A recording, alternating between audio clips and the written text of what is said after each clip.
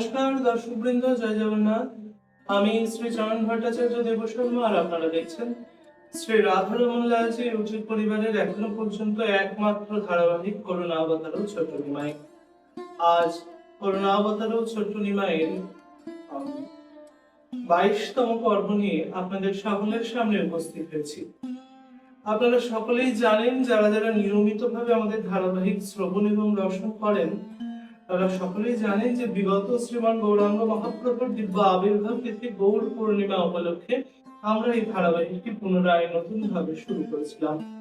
আজ আমাদের ধারাবাহিকের প্রধান উৎসব পূজ্যপাদ শ্রী শিশির কুমার ঘোষ মহাশয় কর্তৃক বিরচিত শ্রী অমিয় নিমাই চরিত গ্রন্থের দ্বিতীয় খণ্ডের প্রথম অধ্যায়ের অন্তিম পর্ব আপনাদের সকলের সামনে উপস্থাপন করছি। এই দ্বিতীয় খণ্ড, তৃতীয় খণ্ড প্রভৃতি যে খণ্ডগুলি এখনো অবশিষ্ট আছে, তাতে যে অধ্যায়গুলি আছে সেই অধ্যায়গুলির বিস্তৃতির কারণে আমরা এই অধ্যায়গুলি কোনোটা 2 খণ্ডে, কোনোটা 3 খণ্ডে, কোনোটা আবার 4 খণ্ডে শ্রবণ করব।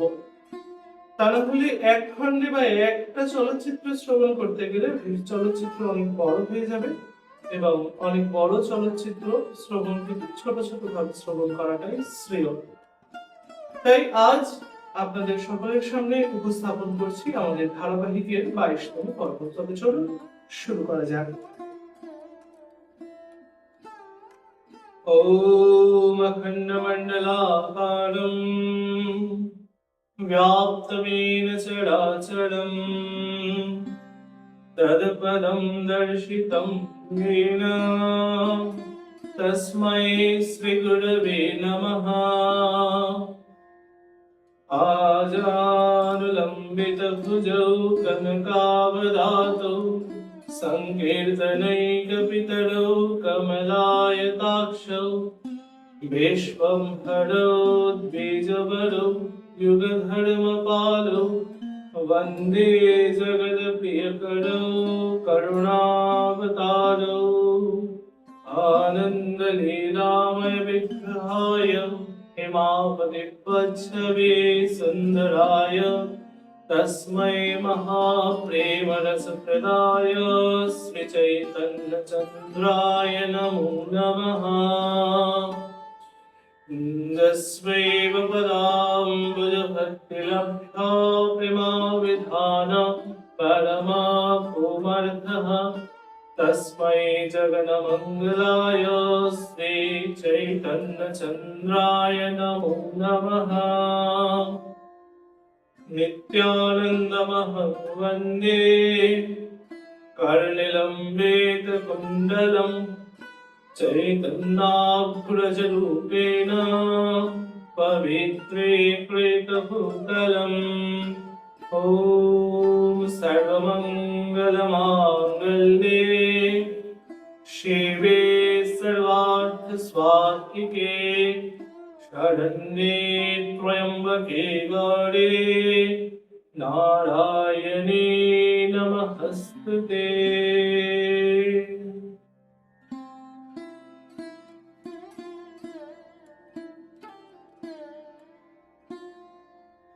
শ্রী পতিতোদ্ধারণ ভগবান শ্রী গুরুদেব, সদ্গুরুদেব ভগবান এবং শ্রী নিতাই গৌর ভগবানের অপার করুণায় এবং তাদের ইচ্ছায় আমাদের এই ধারাবাহিক আসবে প্রতি বৃহস্পতিবার ঠিক রাত্রি 9টায়।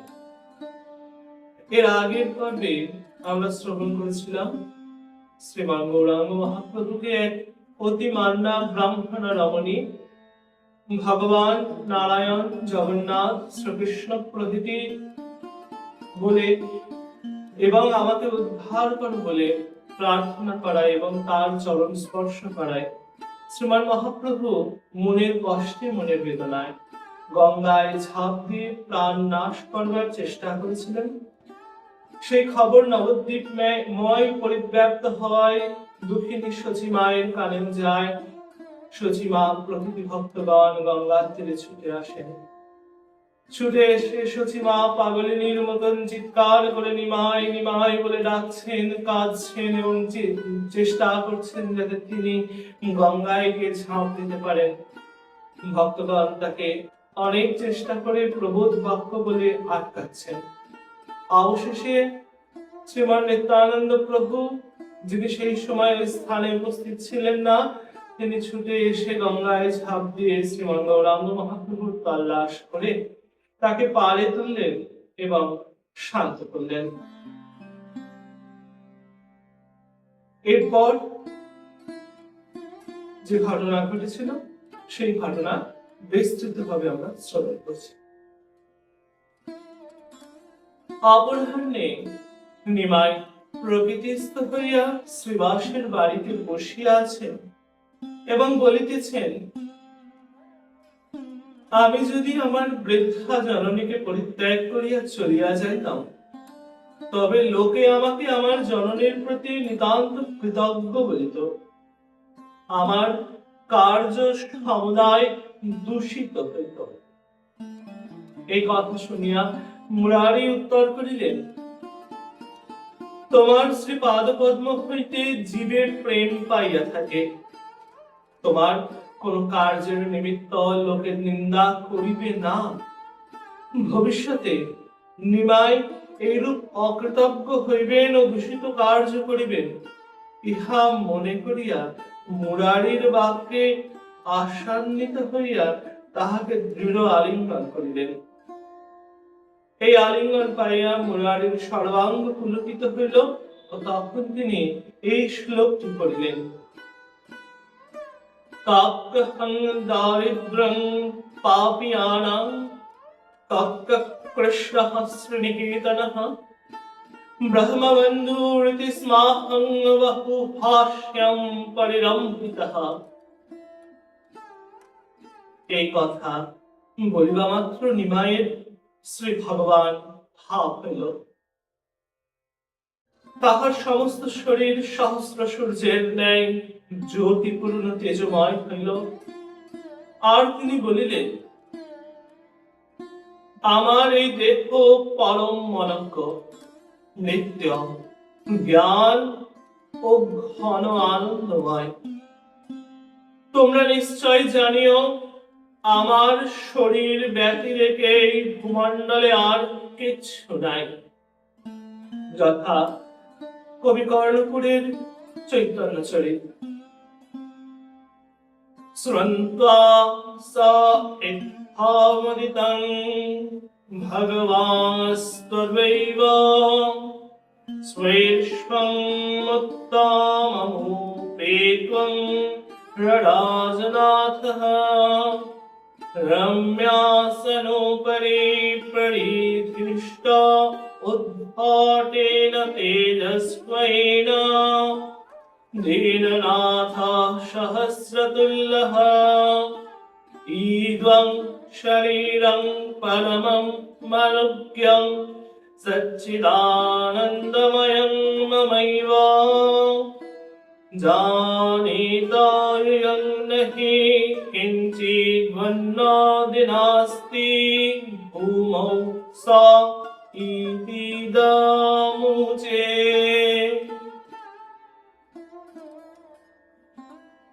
আবার একটু পরে শ্রী ভগবান অন্তর্হিত হলেন এবং নিমাই সহজভাবে কথা বলিতে লাগিলেন।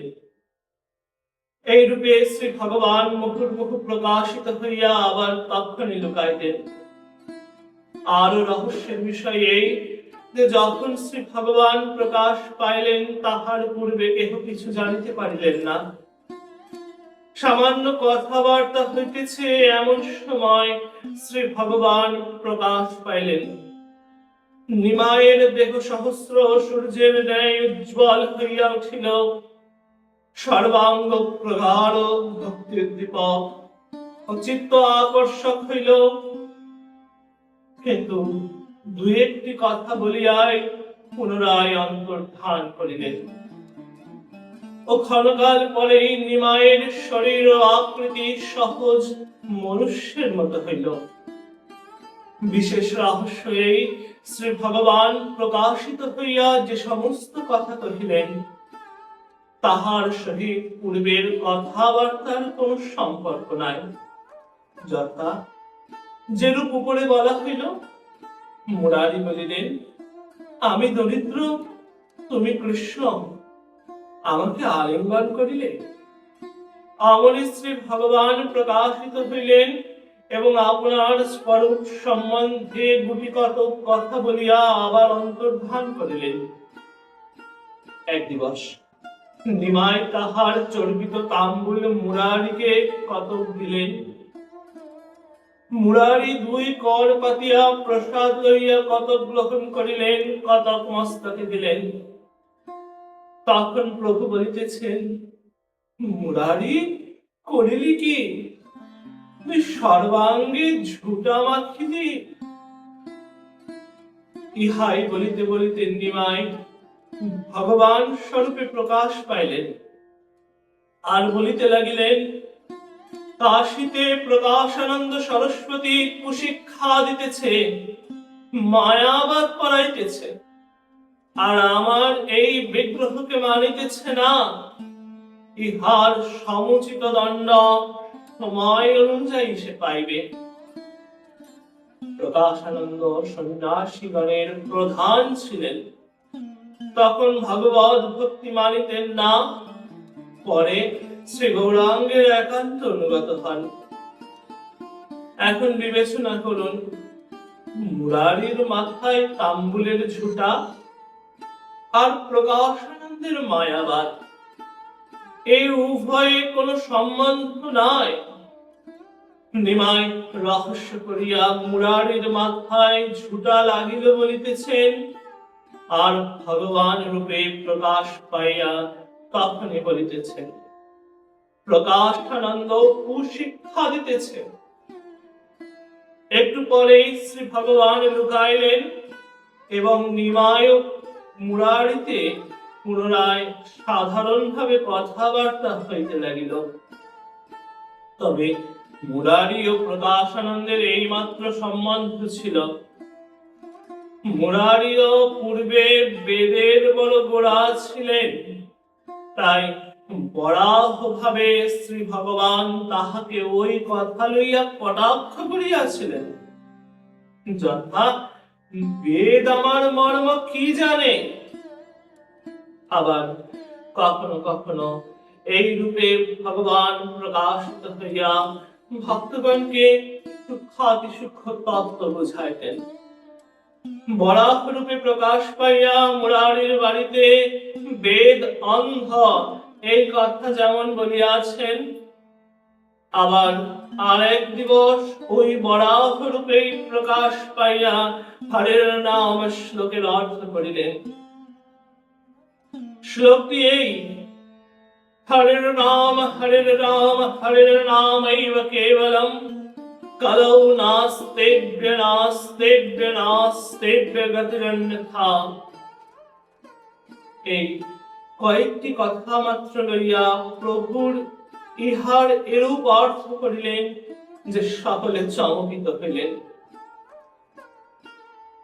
এই কয়েক কথার মধ্যে ও ওপরে অর্থ আছে, ইহার কখনো কেহ স্বপ্নেও ভাবেন নাই।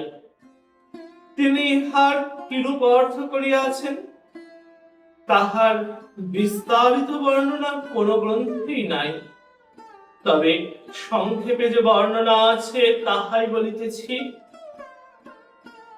হরিনামই স্বয়ং ভগবান, ইনি আদি পুরুষ।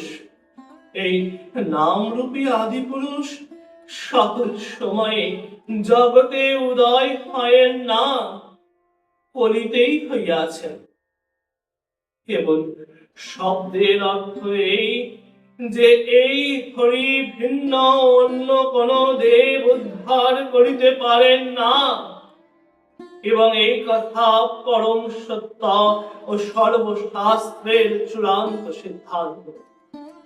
তাহা বুঝাইবার জন্য 3 বার নাস্তেভ্য নাস্তেভ্য নাস্তেভ্য বলা হইয়াছে, যথা চৈতন্য মঙ্গল। ইহা বলিয়ান দেবে মানে যেই জন, তার গতি নাই 3 বার বচন। অন্য দেব উপাসনায় উদ্ধার নাই, ইহাই বুঝাইতেছে কলিতে কেবলমাত্র হরিনামই গতি। এই রূপে যে দিবস আম্রবীজ হইতে আম্র সৃষ্টি হইলেন, পরে বৃক্ষ অদৃশ্য হইলেন এবং কেবল আম্র থাকিলেন, সেই দিবস এই রহস্য দেখাইয়া নিমাই ভগবান রূপে বলিতেছেন, এসো দেখো আমার মায়া। যে উপায়ে এই ফল সৃষ্টি হইল তাহা সমুদায় চলিয়া গেল, কেবল এই ফলগুলি রহিল। এইরূপ প্রেম ধ্বনি নিতানিত্য বস্তু, ইহা দ্বারা কৃষ্ণকে সেবা করিতে হইবে। এই আম্র বীজ হইতে নিমাই কিরূপে আম্র প্রস্তুত করিতেন তাহা পূর্বে কিছু কিছু কথা বলিয়াছি। এ সম্বন্ধে মুরারি গুপ্তের চৈতন্য চরিত কাব্যে অর্থাৎ মুরারি গুপ্তের কর্চায় এইরূপ লিখিত আছে। নিমাই মৃত্তিকায় বসিয়া সম্মুখে একটি আম্র বীজ রাখিলেন, পরে হস্তে ঘন ঘন তালি দিতে লাগিলেন আর বলিতে লাগিলেন, এই বীজ অঙ্কুরিত হইল, এই বীজ অঙ্কুরিত হইল। আবার বলিলেন, এই দেখো অঙ্কুর হইতে একটি ক্ষুদ্র বৃক্ষ হইল, প্রকৃতই তাহা হইল। এই রূপে বৃক্ষ বৃহৎ রূপ ধারণ করিল, ফল ধরিল, আর উহাতে 2 শতাধিক সুপক্ব মিষ্ট ফল হইল। সেই ফল পাড়া হইলে তৎক্ষণাৎ সেই বৃক্ষ অদৃশ্য হইল, কিন্তু ফলগুলি রহিল। উহা শ্রীকৃষ্ণকে নিবেদন করিয়া সকলে মিলিয়া প্রসাদ আস্বাদন করিলেন, যথা করতাল বৈদেশः ভোজ্যে পশ্যা শৈলুষः চেষ্টিতम् পশ্যা পশ্যাম্রবীজং মে ভূমৌ সংরূপিতং ময়া পশ্যা পশ্যাঙ্কুরজাতে নিমিষেনাত্মরূপিণঃ জাতং পশ্যস্য পুষ্পৌঘং পশ্যা পশ্যা ফলং পুনঃ ইত্যাদি।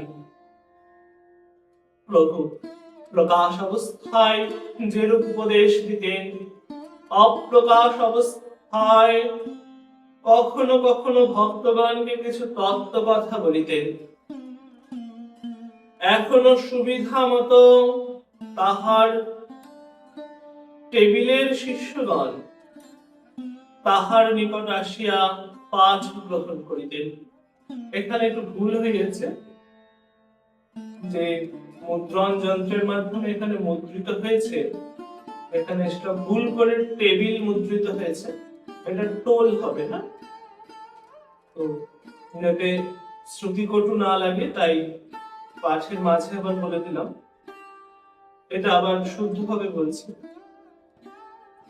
এখনো সুবিধা মতো তাহার টোলের শিষ্যগণ তাহার নিকট আসিয়া পাঠ গ্রহণ করিতেন। একদিন একটি শিষ্য বলিতেছেন, আপনি যে কৃষ্ণ কৃষ্ণ বলেন, সেও তো একরূপ মায়া বই, আর কিছু নয়। এ কথা শুনিয়া শ্রী গৌরাঙ্গ অতিশয় কষ্ট পাইলেন। শুনিবা মাত্র কর্ণে হস্ত দিয়া আর মুখুর্মুখ কৃষ্ণ নাম করিতে লাগিলেন ও রোদন করিতে লাগিলেন। তাহার পরে বলিলেন, চলো আমরা সকলে গঙ্গা স্নান করিয়া পবিত্র হই, কারণ কৃষ্ণ নাই এ কথা শুনিয়া আমরা অপবিত্র হইয়াছি। সেই শিষ্যকেও লইয়া গেলেন, তাহাকেও গঙ্গায় বহুবার ডুবাইলেন। গঙ্গায় ডুব দিতে দিতে তাহার মনের অবিশ্বাস দূর হইয়া গেল। এখানে এক কথা বলি যে প্রকাশের সময় ব্যতীত নিমাই কখনো কাহাকেও কোনো অলৌকিক কার্য দেখাইয়া কোন রূপ স্তম্ভিত করিতেন না। বস্তুত তাহার ভক্তগণ অলৌকিক কার্য প্রভৃতিকে ঘৃণা করিতেন। প্রভু নিজেও অদ্বৈতকে বলিয়াছিলেন যে তিনি ইচ্ছা মাত্র কাহাকেও কোন রূপ দেখাইতে পারেন না এবং কি রূপে হয় তাহাও তিনি জানেন না। তবে এক দিবস রহস্য করিয়াই হোক বা বাধ্য হইয়াই হোক একটি অলৌকিক কার্য করিয়াছিলেন। জ্যৈষ্ঠ মাসে সন্ধ্যাকালে সকলে কীর্তন করিবার উদ্যোগ করিতেছেন।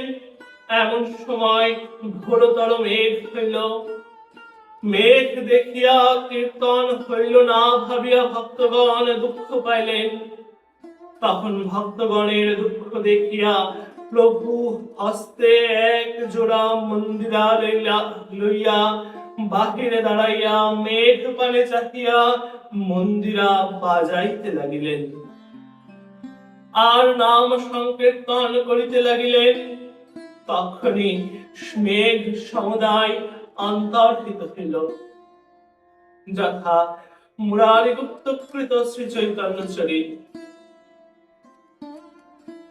কদাচিদাবৃতে ব্যোমিন্নিঘ্নে গম্ভীরা নিষ্পনে বৈষ্ণবা দক্ষিতা সর্বে বিঘ্নোহং সমুপস্থিতঃ। তদা তস্মিन् সময়ায়তো গৃহীত্वा মন্দিরাং হরিঃ স্মরান কীর্তার্থয়न् কৃষ্ণং জগৌ সঃ স্বজ্জনैः সহ। ততমরুদ্ধে মেঘৌঘাত খণ্ডিতাস্তে দিগন্তরম। কিছু পূর্বে প্রভুর ভক্ত ভাবের দৈন্যের কথা বলিতেছিলাম। এখন প্রকাশ ভাবের একটি কাহিনী শ্রবণ করুন। চাপাল গোপাল নামে একজন বড় তেজিয়ান ব্রাহ্মণ পণ্ডিত ছিলেন। কীর্তনাদিকে বড় ঘৃণা করিতেন। এই কীর্তন শ্রীবাসের বাড়িতে হইত বলিয়া শ্রীবাসের উপর তাহার বড় রাগ, ঘৃণা, বিতৃষ্ণা প্রভৃতি ছিল। তাহাকে দুঃখ দিবার নিমিত্ত চাপাল গোপাল একদা রাত্রিতে যখন শ্রীবাসের ভিতর আঙিনায় সংকীর্তন হইতেছিল, তখন বহির্বাটিতে মদ্যপায়ী তান্ত্রিকগণ যেরূপে পূজা করিয়া থাকেন, সেই সমুদায় পূজার সজ্জা করিলেন এবং এক ভাণ্ড মদ্য রাখিলেন। প্রাতে শ্রীবাস উঠিয়া সেই ভাণ্ড দেখিয়া বুঝিলেন যে উহা চাপাল গোপালের কার্য। তখন পাড়ার লোককে ডাকিয়া দেখাইলেন এবং কাহাকেও কিছু না বলিয়া হাঁড়ি সরাইয়া সেই স্থান লেপাইলেন। 2 দিবস পরে চাপাল গোপালের কুষ্ঠ রোগ হইল। চাপাল গোপাল টোলে ছাত্রগণকে পড়াইতেন। এমন সময় একটি ছাত্র তাহার অঙ্গুলি ফুলিয়াছে দেখিয়া চাপালকে উহার কারণ জিজ্ঞাসা করিল। চাপাল দম্ভ করিয়া, তোমরা যাহা ভাবিতেছ তাহা নয়, আমি শাস্ত্রজ্ঞ ব্রাহ্মণ, শিব পূজা করিয়া থাকি, আমার কোন ব্যাধি হইবে?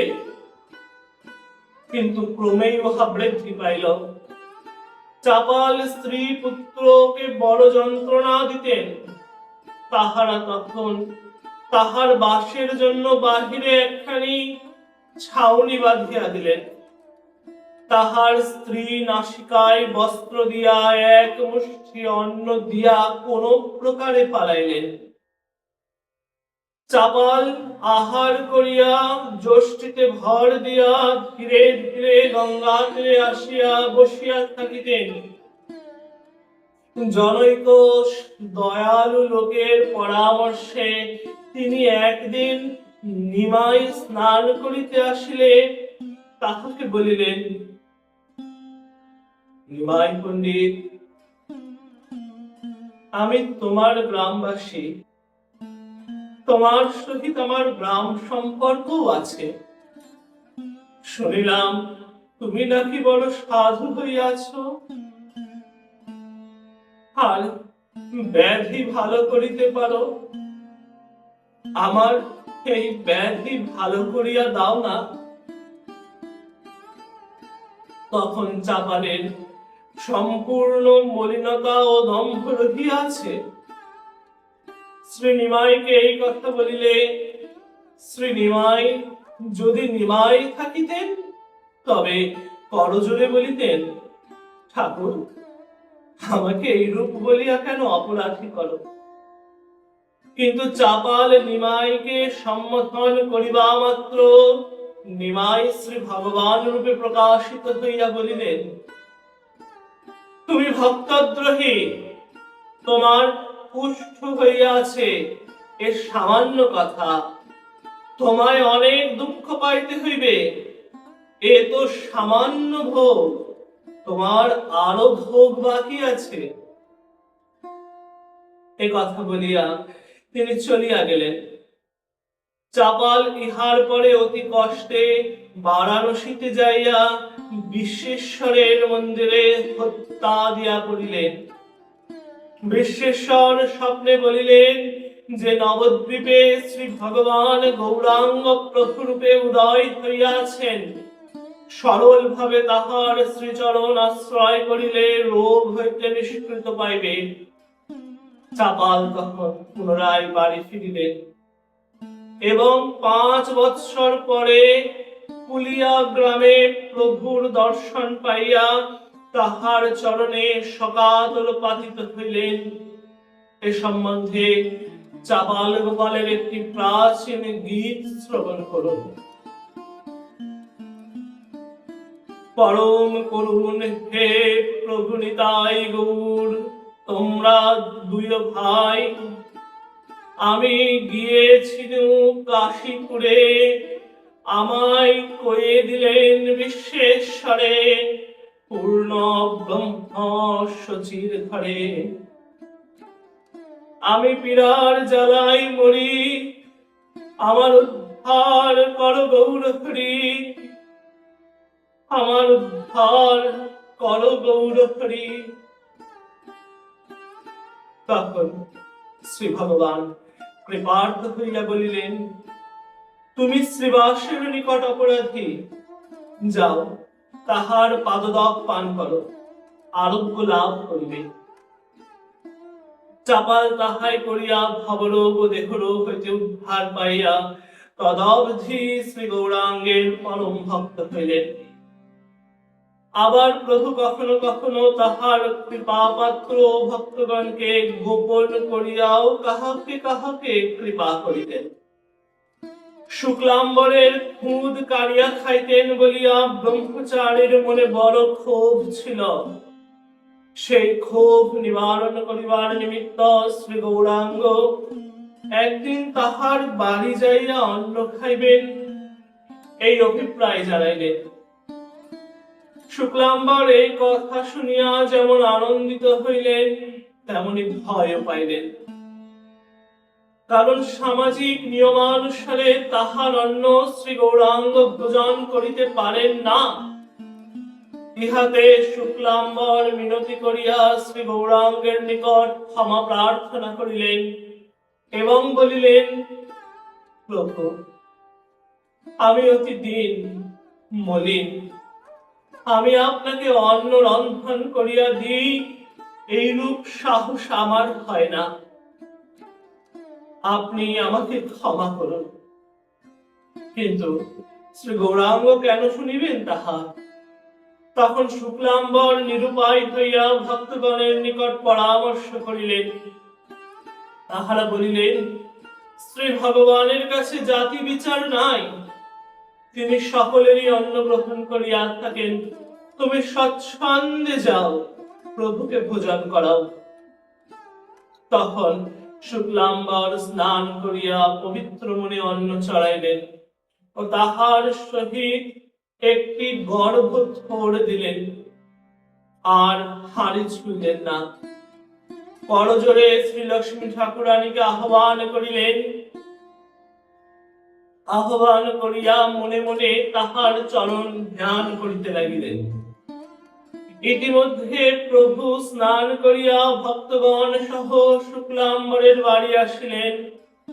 তখন শ্রেণীমায় ও শ্রেণীতায় ভোজনে বসিলেন, আর সকলে দর্শন করিতে লাগিলেন। প্রভু ভোজন করিতে করিতে বলিতেছেন, এমন সুস্বাদু অন্ন জীবনে কখনো আহার করি নাই, আর গর্ভথোর যে এত উপাদেয় তাহাও জানিতাম না। প্রভুদ্বয় ভোজন করিয়া উঠিলে ভক্তগণ সেই উচ্ছিষ্ট অন্ন লইয়া কাড়াকাড়ি করিতে লাগিলেন। তারপর সকলে সেখানে শয়ন করিলেন। শুক্লাম্বরের বাটি গঙ্গার উপর। গ্রীষ্মকাল, মন্দ মন্দ বায়ু বইতেছে, সকলে মিলিয়া নিদ্রা গেলেন। প্রভু শয়ন করিলেন, আর তাহার নিকট বিজয় নামক একজন কায়স্থ শয়ন করিলেন। বিজয় প্রভুর বড় প্রিয় পাত্র। তাহার ন্যায় আথরিয়া, আথরিয়া শব্দের অর্থ লেখক।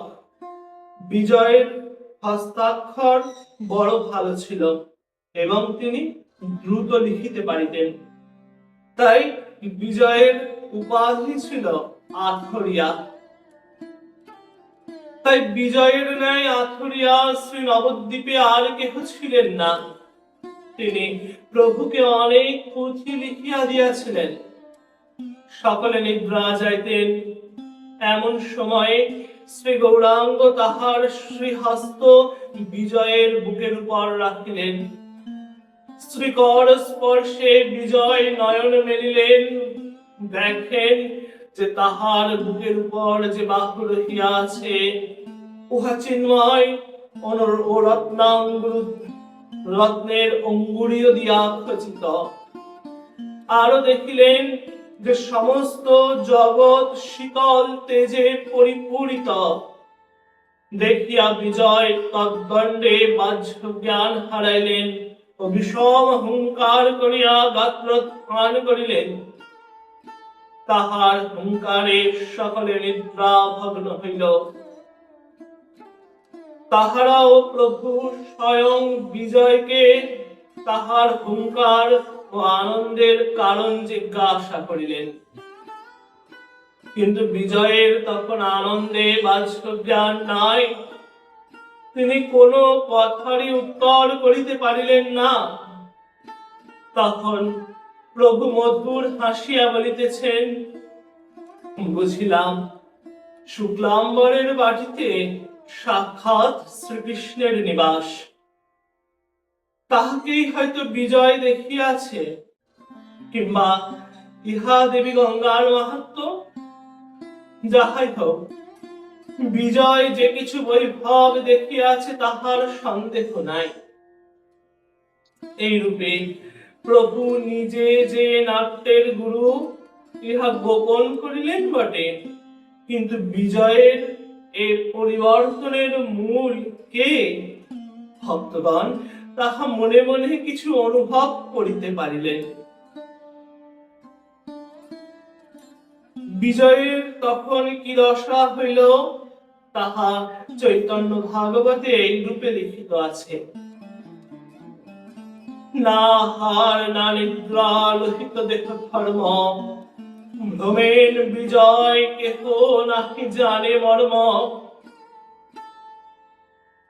7 দিন অতিবাহিত হইবার পর বিজয় চেতন পাইয়া সমুদয় কথা প্রকাশ করিলেন।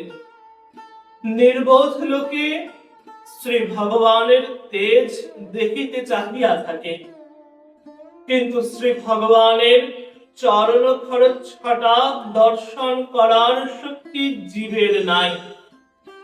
দর্শন করিলে বিজয়ের যেরূপ দশা হইয়াছিল তাহাই হয়। এই রূপে প্রভু কাহাকেও কি রূপে কৃপা করিতেন তাহা অন্য কেহ জানিতে পারিতেন না। আপনিও লুকাইবার চেষ্টা করিতেন, কিন্তু যতই চতুর চূড়ামণি হোক না কেন তিনি লুকাইতে পারিতেন না। তবে আজ আমাদের এই পর্বের মাধ্যমে আমাদের এই ধারাবাহিক করুণাবতারক ছোট্ট নিমাই এবং পূজ্যপাদ শ্রী শিশির কুমার ঘোষ কর্তৃক রচিত শ্রী অমিয় নিমাই চরিত গ্রন্থের দ্বিতীয় খণ্ডের প্রথম অধ্যায় এখানেই বিশ্রাম হচ্ছে। এতক্ষণ ভগবানের কথা যারা শুনলেন, নিজেদের ফোনের ডাটা চার্জ খরচা করে নিজেদের ফোনে আমাকে জায়গা দিলেন এতক্ষণ ভগবানের কথা শোনার জন্য, আপনাদের সকলকে অসংখ্য ধন্যবাদ। আর এতক্ষণ ভগবানের কথা যেহেতু শুনলেন, তাই ভগবানের কথা শোনার পর একটি দক্ষিণা দিয়ে যান। দক্ষিণা স্বরূপে আপনাদের কাছ থেকে একটা লাইক, কমেন্ট এবং একটা সাবস্ক্রাইব চেয়ে নিচ্ছি। আর যদি পারেন, যদি আপনাদের মনে হয়, তো প্রিয়জনদের সঙ্গে ভাগ করে নিন, যাতে তারাও শ্রীমান মহাপ্রভুর দিব্য জীবনী এত বিস্তারিত ভাবে আস্বাদন করতে পারেন। তবে আজ আসি, আবার আগামী বৃহস্পতিবার ঠিক রাত্রি 9টায় শ্রী গুরু মহারাজের অপার করুণায় এবং পতিতোদ্ধারণ নিতাই গৌর ভগবানের ইচ্ছায় এই ধারাবাহিকের পরবর্তী পর্ব নিয়ে আপনাদের সকলের সামনে উপস্থিত হব। ততক্ষণের জন্য জয় জয় শ্রী রাধে, জয় জগন্নাথ, ভজনিতাই গৌর রাধেশ্যাম, জপ হরে কৃষ্ণ হরে রাম, জয় মা।